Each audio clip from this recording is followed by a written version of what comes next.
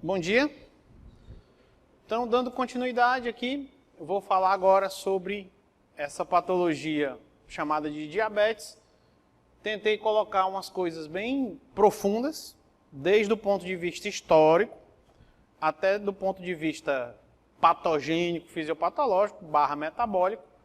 A gente vai começar a falar primeiramente do ponto de vista histórico.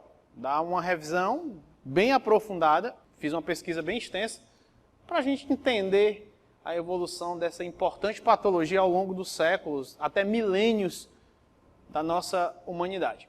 Então, para começar, eu separei, eu não, né? Os estudiosos da história do diabetes, eles separam em alguns períodos do desenvolvimento, do entender sobre o diabetes. A primeira fase, que é essa fase antiga, ela vai de 1550 a.C. até 1675 depois de Cristo, praticamente 3 milênios.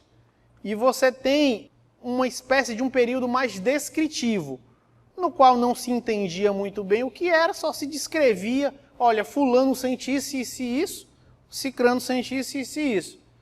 O tratamento era puro achismo, uns davam grãos que não tinha base científica, porque eles não entendiam a fisiopatologia da doença, como era o mecanismo causal, não tinha como ter uma base de tratamento racional. Vamos mudar, se melhorar um pouquinho, a gente diz que funciona, se não melhorar, fica por isso mesmo. Então o primeiro período é esse, de 1550 a.C. até 1675 depois de Cristo, período chamado de descritivo.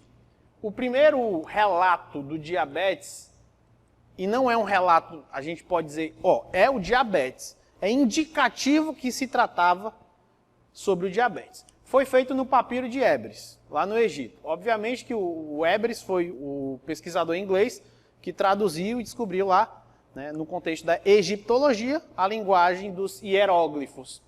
E aí, ao ler esses papiros antigos descobertos lá no Egito, viu-se que um sacerdote chamado Imhotep, alguns historiadores dizem que foi outro, mas não há consenso, mas o Imhotep, que era um sacerdote do faraó Zócer, ele fez a primeira citação característica. Ou seja, não dá para dizer, olha, ele está falando de diabetes, mas ele descreveu uma doença que parecia muito que era como diabetes.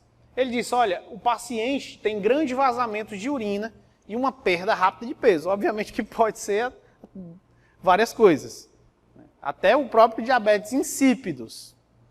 Mas esse é o primeiro relato atribuído ao diabetes.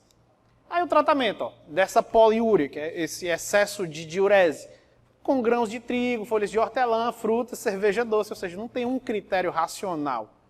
Ele estava urinando muito, tinha gente que pensava assim, olha, ele está urinando muito, se a gente encher ele d'água, se a gente encher ele de outras coisas, ele vai ficar forte.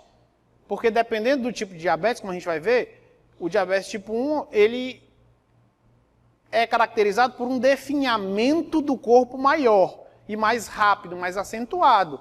Ou seja, a pessoa emagrece e vai definhando até morrer. E aí eles achavam, não, se a gente encher de nutriente esse indivíduo, pode ser que ele aguente mais. Tem sua lógica, não é uma coisa tão abstrata, não. Então aqui, os primeiros relatos foram no Egito Antigo. Dando continuidade, de 1500 a 500 a.C. não teve tanto progresso em termos médicos, mas na Índia, os médicos hindus antigos, ali pertinho também, eles relataram que alguns pacientes eles tinham uma doença caracterizada por excesso de urina. Então eles chamaram essa condição de prameha, ou seja, pra, excesso, lá na linguagem hindu, e meha, urina. Só que o Charaka e o Susruta, dois grandes médicos hindus também, um pouco mais para frente no tempo, eles descreveram vários tipos de prameha, ou seja, vários tipos de doença que tinham um curso urinário grande. Sendo que o pior era chamado Madhu Meha. Então, Madhu, mel, Meha, urina de mel. Obviamente que eles tinham que ter provado a urina desses pacientes para saber que era urina como mel. Depois aí de uns milênios também, este nome vai ser desenterrado, mel, diabetes como mel, diabetes mellitus. E aí vai ser cunhado um termo. Mas aqui agora não cunharam nenhum termo, e esses médicos hindus, que é lá no Oriente, eles ficaram praticamente... Esse conhecimento ele ficou meio que desconhecido. O pessoal do Ocidente, ou seja, o pessoal do polo do conhecimento europeu, França, Alemanha, não conhecia. Inglaterra não conhecia esses achados aí, só vieram saber depois. E aí, só para mostrar aqui, ó, algumas caracterizações. E eles relataram pessoas, eles já fizeram uma descriçãozinha clínica a mais. Ó, eles disseram que tinham pessoas com carne flácida, sensação de secura na boca, garganta e hálito de fruta, ó, o hálito cetogênico aqui, sobretudo os pacientes diabéticos tipo 1, formigas e moscas na urina dessas pessoas. E foi justamente a partir da presença de moscas e formigas na urina que eles tiveram assim, será que essa urina não é doce? Se ela está juntando formiga, se ela está juntando mosca, aí eles provaram e viram que realmente era doce. Aí, uma coisa também interessante, que eles fizeram a distinção de dois tipos de diabetes mellitus. Ó, e isso lá de 1500 a.C. Obviamente que isso é um grande período. Também não há consenso entre as datas. Quando não há consenso, eu coloco entre. Quando há uma data específica, eu coloco. Então, eles fizeram uma distinção entre dois tipos. Ó. Eles chamaram de Krisha, o diabetes magro, que era de início precoce, ou seja, uma criança ou um adolescente, diabetes juvenil, conhecido hoje como tipo 1, e o diabetes stula, que era o diabetes gordo, da pessoa magra e da pessoa gorda. Estou usando as descrições da época. De início mais tardio, e o tratamento, ó, exercício e dieta. Só que a dieta não tinha base, mas eles já tinham o mote, o tino que, não, dieta deve influenciar, exercício é bom. Mas agora, qual exercício, qual dieta, eles não tinham esse nível de aprofundamento, não. Então, dando continuidade, 250 a.C., Apolônio de Mênfis também deu uma estudada sobre o diabetes e é atribuído a ele o termo diabetes. Antes não chamava de diabetes, chamava de doença da urina, urina excessiva. Mas o termo diabetes, a maioria dos historiadores atribui que foi o Apolônio de Mênfis que cunhou esse termo. Diabetes quer dizer sifão, quer dizer passar através. Como nos dias de hoje, como se fosse uma torneira. Você tem, sei lá, um filtro de barro, uma torneira. E aí, quando você liga a torneira, o conteúdo daquele filtro passa através da torneira. A gente vai entender na descrição do Areteu da Capadócia que esse pensamento ele é muito lógico do ponto de vista clínico. Então, a descrição dele, lá um pouquinho depois aqui do Apolônio de Mênfis, é uma descrição muito, muito precisa do que o diabetes é. Alguns historiadores também atribuem ao Demétrios de Apamaia, que foi ele, não há consenso, mas a maioria dos que eu pude verificar disse que esse termo foi cunhado pelo Apolônio de Mênfis, mas alguns outros autores também dizem que foi Demétrios de Apamaia. De 30 a.C. a 50 d.C., nós temos o Celsus, o Cornélio Celsus, grande médico romano aí. Na sua obra de medicina, ele deu uma descrição um pouco mais detalhada. Ele disse que havia um vazamento excessivo de urina, só que ele disse que era uma doença que não tinha muita significância. Então ele disse que não tem muita relevância, é uma condição rara, é uma condição grave, e ele até inferiu. Pode ser raro porque o pessoal morre logo, e a gente não consegue encontrar na idade adulta muitos com essa afecção, com essa condição. Até porque o diabetes tipo 2, como ele tem um início mais lento, ou seja, ele vai se desenvolvendo ao longo de um tempo maior, às vezes a pessoa morria por uma pneumonia, morria por um infarto, e na época eles não sabiam que tinha aquela pessoa que morreu por um infarto, não sabia nem do infarto também, mas que morreu subitamente, tinha diabetes. Então, não tinha como. Mas quando a pessoa tinha uma sudorese excessiva, uma polidipsia, uma poliúria, eles já meio que deduziam. Mas também nada patognomônico, ou seja, é diabetes. Então, eles não tinham essa noção ainda. Continuando, de 30 a 90 depois de Cristo, o Areteu da Capadócia. Esse aqui foi um dos grandes estudiosos sobre o diabetes da antiguidade.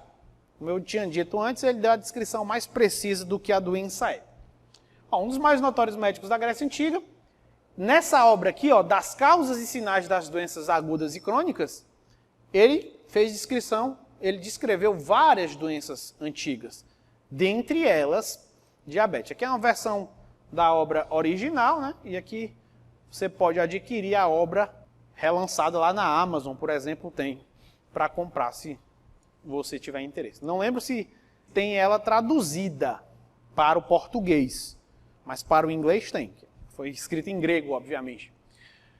Uma doença de origem renal, crônica, progressiva e comumente fatal. Então ele olhou para o rim, nada mais justo na época, achar que o diabetes era uma doença renal. Olha a descrição dele, eu botei um trecho dessa obra aqui, obviamente que traduzido, para a gente ver o grau de precisão clínica que esse cara tinha. O diabetes é uma afecção terrível, não muito frequente entre os homens, e se caracteriza pela liquefação, derretimento da carne e dos membros em urina.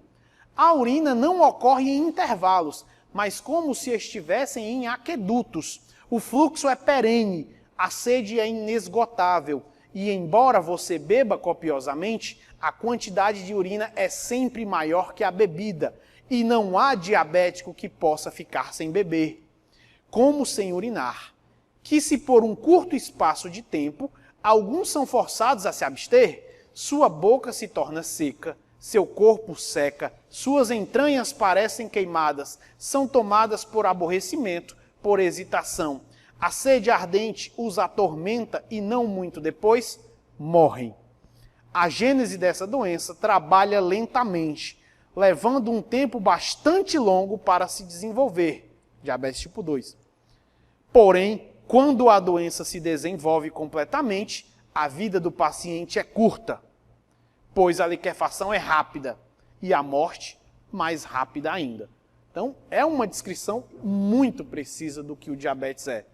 E, partindo desse conhecimento, a gente entende porque o termo diabetes é apropriado.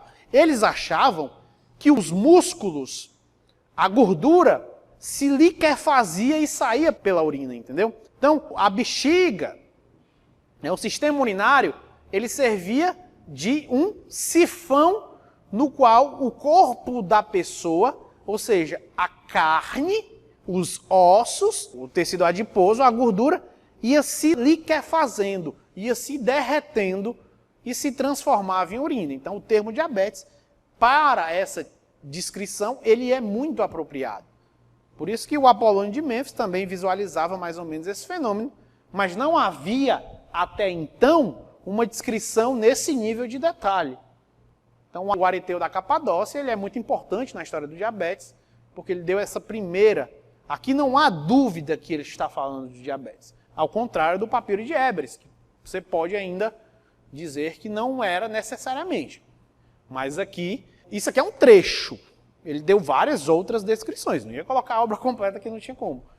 Isso aqui é um grande trecho. Botei vários trechos de várias obras importantes na história. Dando continuidade, de 131 a 201 depois de Cristo, a gente tem o Galeno, também um grande médico romano, que ele chamou o diabetes de diarreia urinosa, que ele disse que era resultante de uma debilidade renal, que era uma afecção renal. O Areteu da Capadócia não disse que era renal.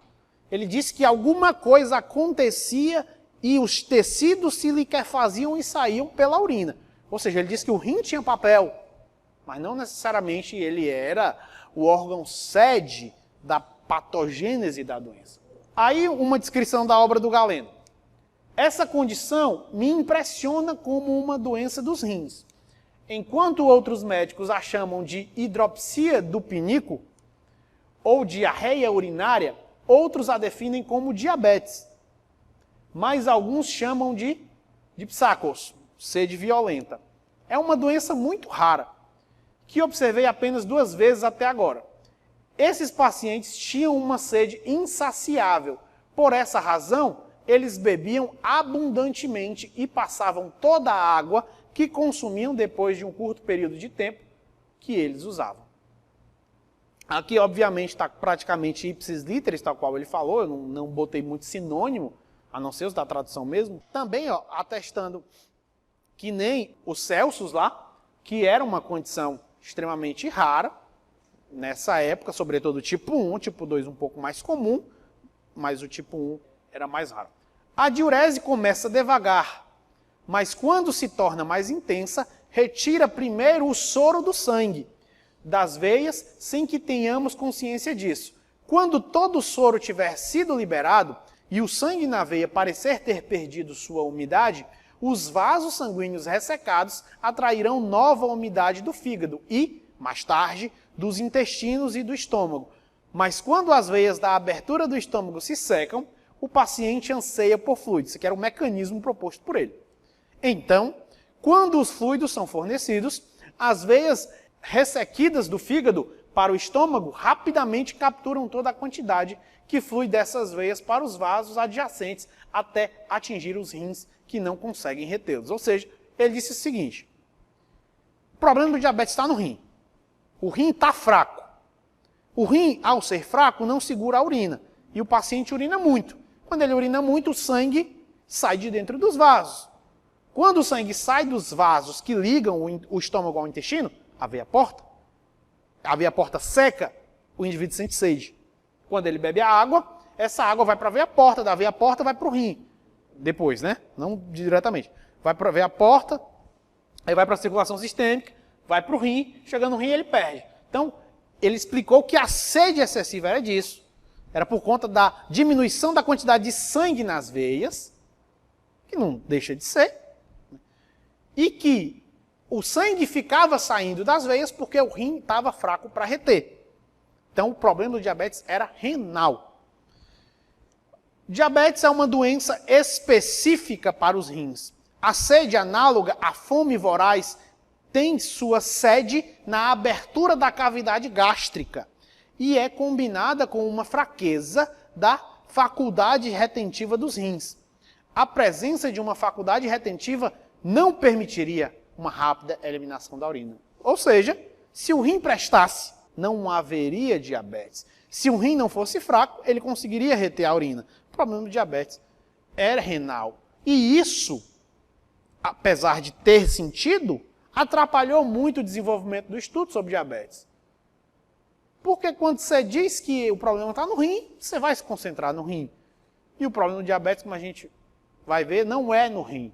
O problema em termos patogênicos. Obviamente, alguma complicação depois lá, levando a nefropatia diabética, que a gente vai discutir mais para frente, vai chegar, vai se desenvolver. Mas problemas fisiopatológicos, o rim ele praticamente não participa.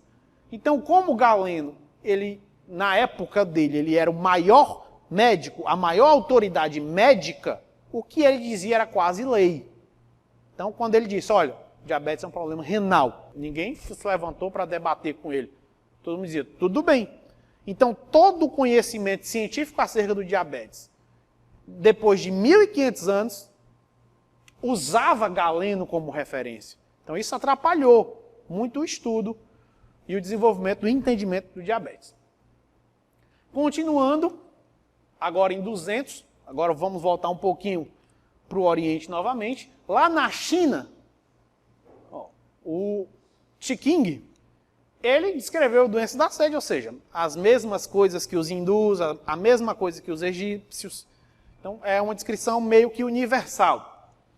Lá no século VII, também na China, o Li Xuan, aumento de infecções cutâneas e pulmonares, a tríade da polis, poliúria, polidipsia e polifagia, aumento da quantidade de urina, aumento da diurese, aumento da sede e aumento da fome.